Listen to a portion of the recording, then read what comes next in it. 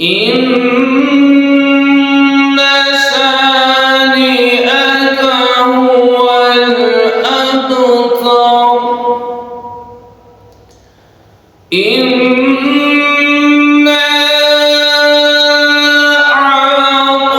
أعطيناك الكوثر فصل لربك وانحر إن شانئك هو الأبتر.